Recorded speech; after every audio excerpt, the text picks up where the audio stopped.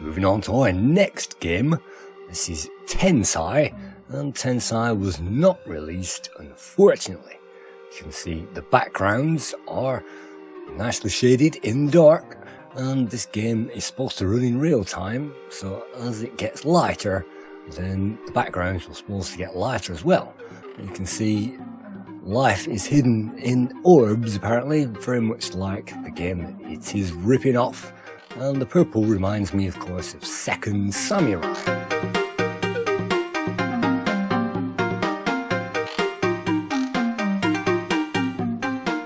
Unfortunately, in this game there is no music or sound effects because it wasn't completed, and this demo was available to play. And you can see this demo also ripped off Planet of the Apes, and you can see with the sword action on offer it could have been a Golden Axe Challenger as well. But the Explorer map on offer says the time is running out. Unfortunately, it's getting too light, and so we'll have to make our way through to those end of level guardians and picking up the energy along the way. Luckily, we can run, which is terrific, and some time and some effort has gone into this game's development, and it's just not a bunch of pylons which somebody's just strung together.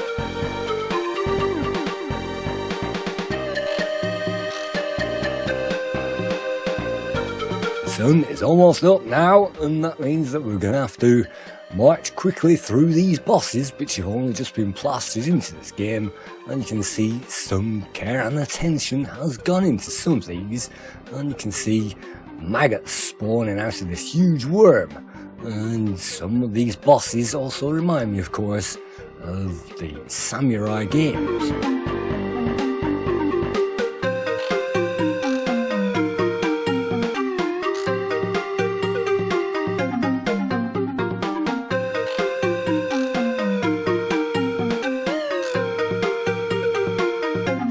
Gives us a few cutscenes, and after pausing to rest we find the next part of the same level, and at the end of that we find an end of level boss which looks a bit like it came from Gremlins.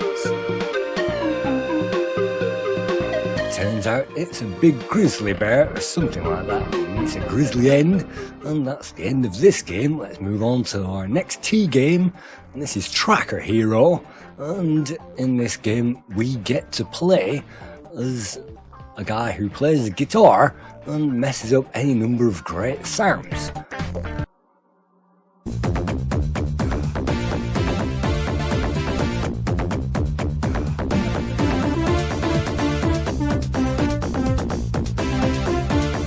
This game we can use the F keys, or we can use a CD32 pad controller.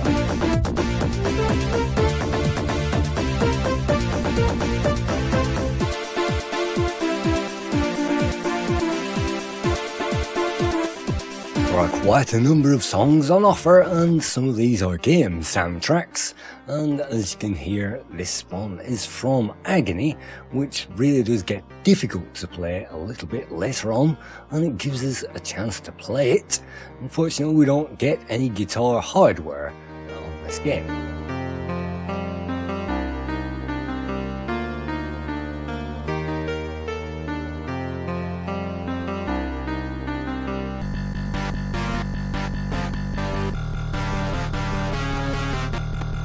If you've always wanted to join a rock band, then you can always try Tracker Hero, and in this case it's a very good attempt, and there are some great musics on offer as well. Let's move on to Tritus, and that begins with some nice music which also rips off a famous YouTuber.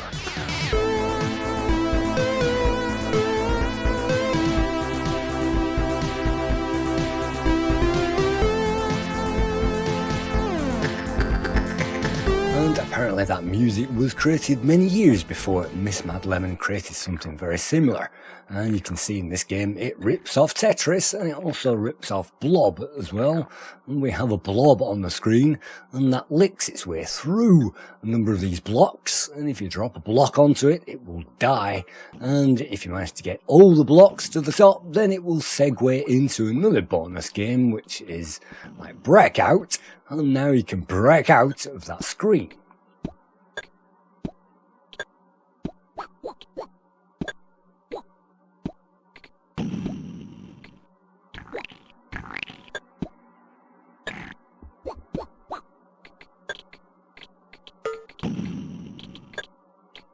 Moving on from that, we find another rip-off. This time you may notice a few film license references.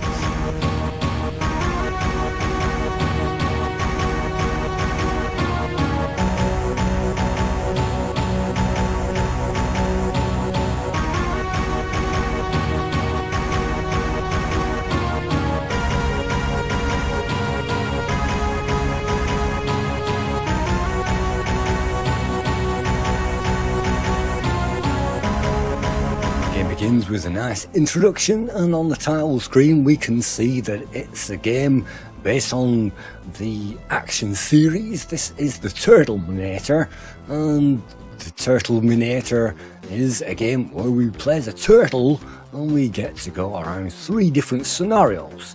And if the intro looks a bit like Lemmings, then the first level in particular looks like another well-known game.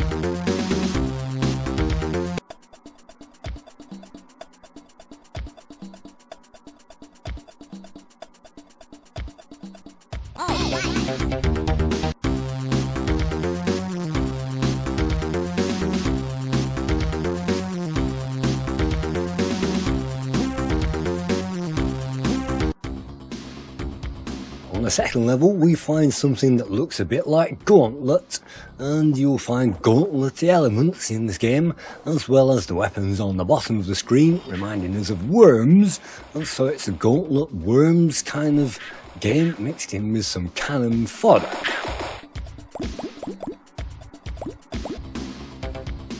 The aim is to collect a number of eggs, and once those eggs have all been completed then the exit door will open, and hopefully you can get there without spawning too many enemies.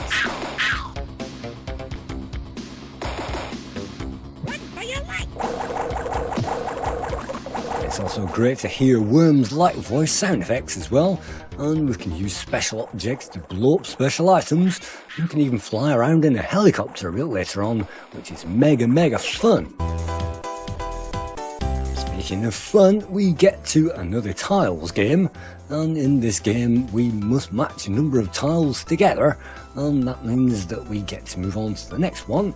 And so if you like memory mazes, this could be the game for you.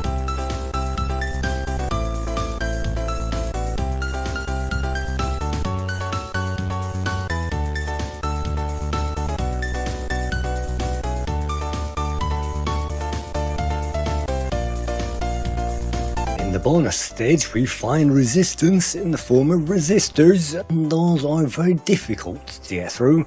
You'll be very surprised at what pops up in the bonus sections.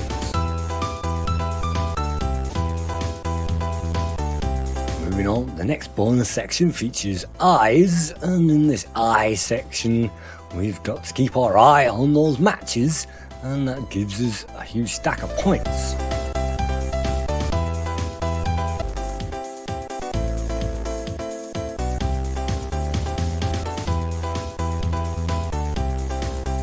Some nudity and some iconic features in this game, and I had a very much fun with it. A lot of time could be absorbed into something like this.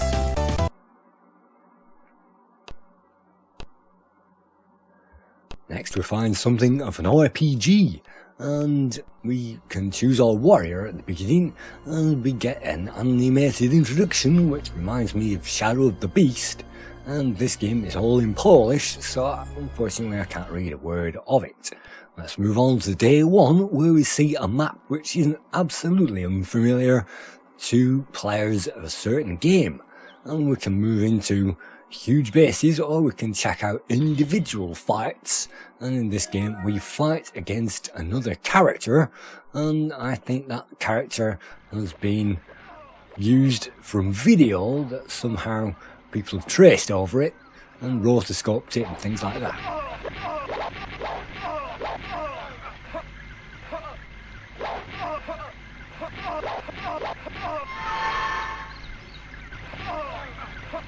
We'll find loads of characters already in this game. I'm not quite sure whether it was released or even if it's commercial, but you can see a lethal stick is now being waved towards us by some kind of a caveman.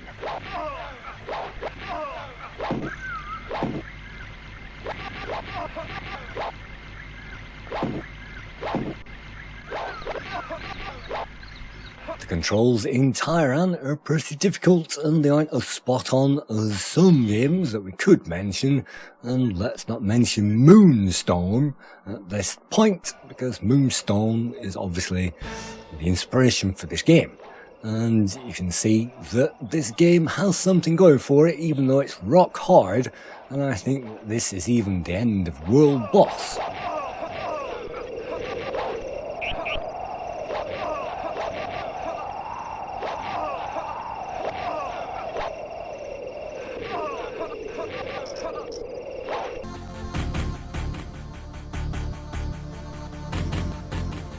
Finally we reach the W's, and from here we can choose our planet and our next game. And you can see War in the New Era solar system is pretty much like Project X.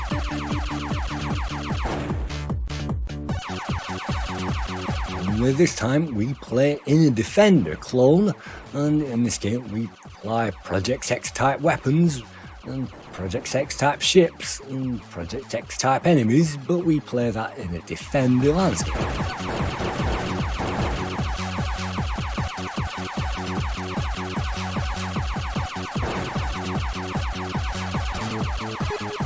We can pick up bees, which are smart bombs, and we can also collect extra firepower as well, and collecting that extra firepower in this case really does make a difference.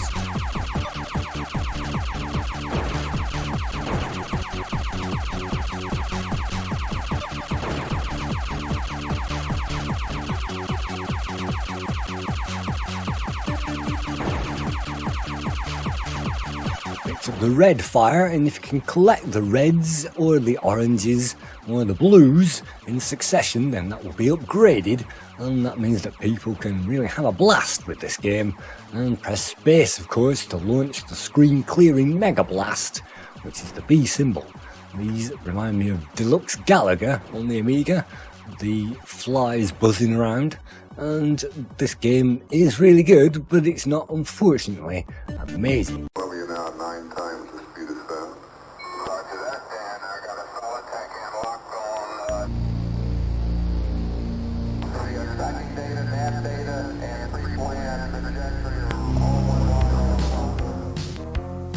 Moving on to our next game, it's Way of the Little Dragon. And you can see from this attempt, this is no Mortal Kombat, and you can see my favourite method of trying to dispatch those enemies.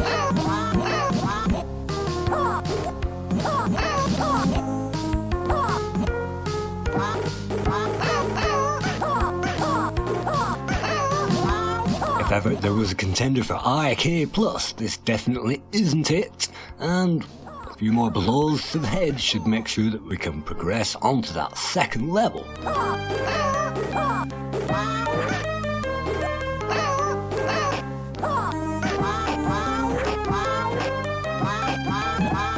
If you want a martial arts game which has plenty of action and plenty of combat, then try Full Contact or any number of others, but don't bother trying this one.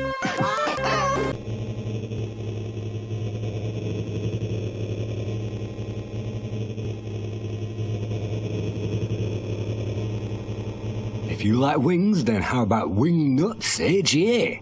And this is played on, I think, an expanded 1200, although you really need a faster playing area than that if you want to get a faster playing speed out of this game. And certainly with the expanded 1200, you only just get maybe 4 frames per second.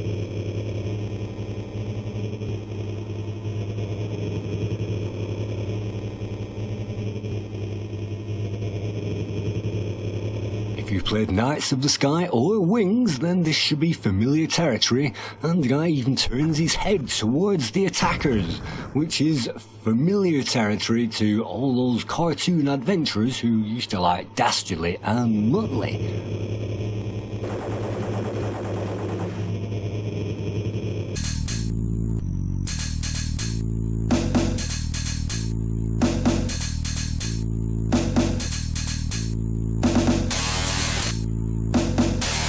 We get to the Worms clones, and W heralds MASH, and MASH is definitely a Worms clone, even though it doesn't say it is in such great lengths.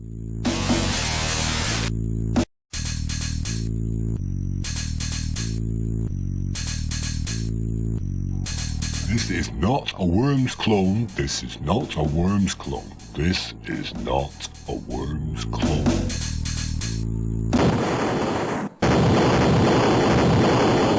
In this Worms clone we get to drive a tank, and we can also use an array of firepower as well to dispatch the enemies, and just like all of the tanks games that you've ever seen, but if that tank gets blown up, we can dispatch something which looks awfully like a lemming, and here we can also destroy the landscape just like Worms.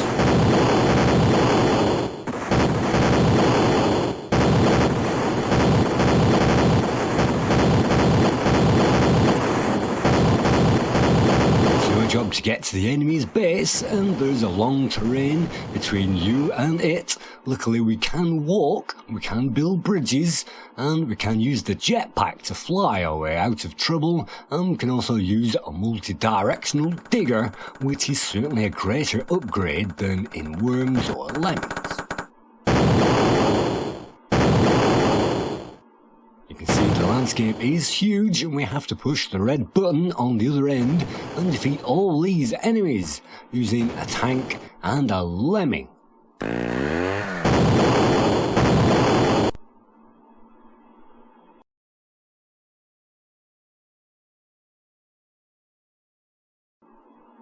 Moving on in the W's, this is Workbench 1.3, otherwise known as Chaneques.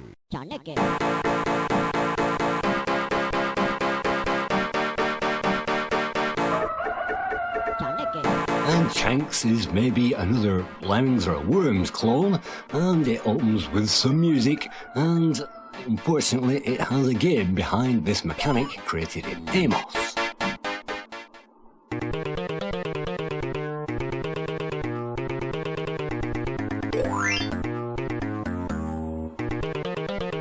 In this game we control 3 characters, and speeding up that footage just slightly we can see all we need to do is to use their various skills to get a disc to the exit.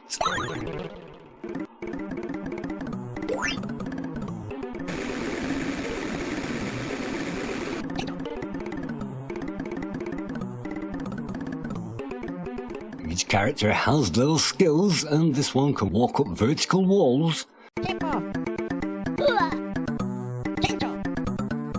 and another guy can stretch across gaps.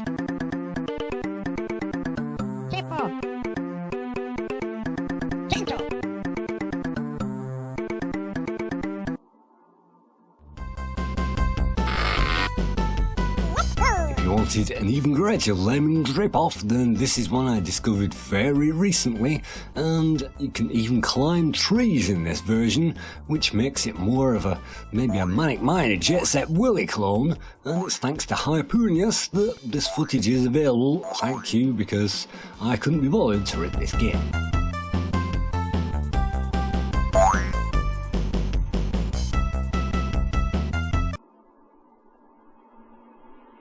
If you want another Lemmings Worms clone, then how about more Lemmings? And this is an official, unofficial hack of the game where you can find more Lemmings, more levels, and the same music.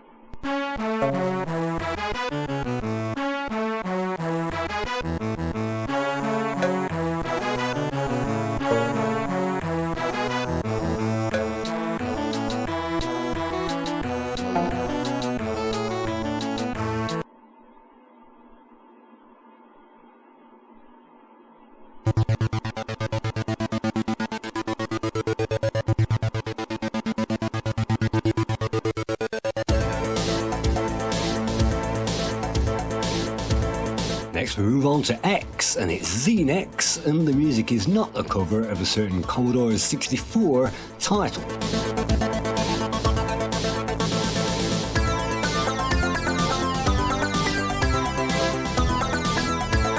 Xenex is its own kind of ripoff, and unfortunately for everybody involved, that is an Asteroids ripoff, and this is absolutely definitely the worst Asteroids ripoff I've ever seen on any platform ever.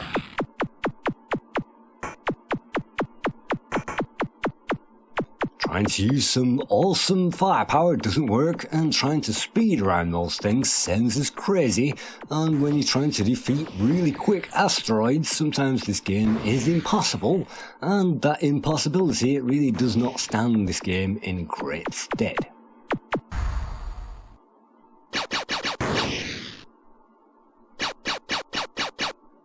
Even the bonus items are impossible to collect, and I can't even get that star, and unfortunately this game is too weird for me.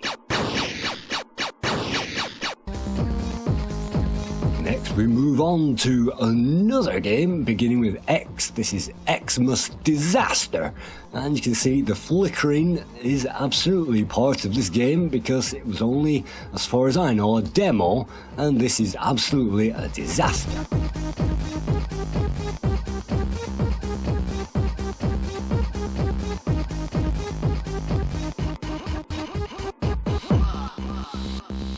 This basically rips off Christmas and everything else in between, including Walker and everything else. So let's move on to Zerg. And in Zerg, this is Mike Shapiro's classic game for the Amiga. Anybody who's played Ultima 1 or 2 will be familiar with this game. The exteriors are absolutely Ultima, and you can see some graphics have been used in the interiors, which makes this a cut above the average ripoff.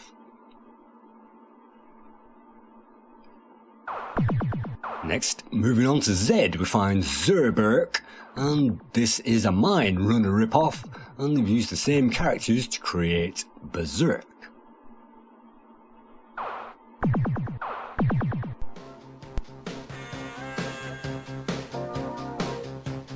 If you think of Z, then you might think of ZX Spectrum, and the best game on the ZX Spectrum is Jetmen.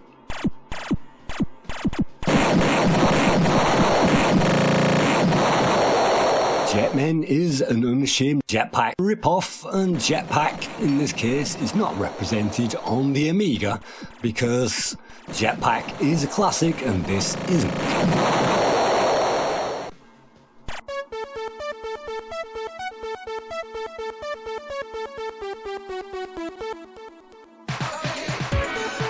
Thankfully and finally we get to the ZZZ games, and here we find Zzzep.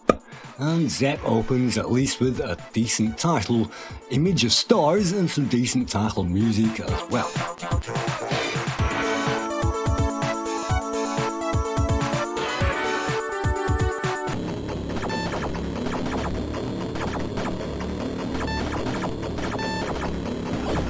A difficult game on the 8-bits was Airwolf, and this attempts to be an Airwolf game, only this time you're using a hot air balloon. That makes it a little bit easier, although because the balloon is much longer and much slower, it's almost impossible to time things with any kind of speed.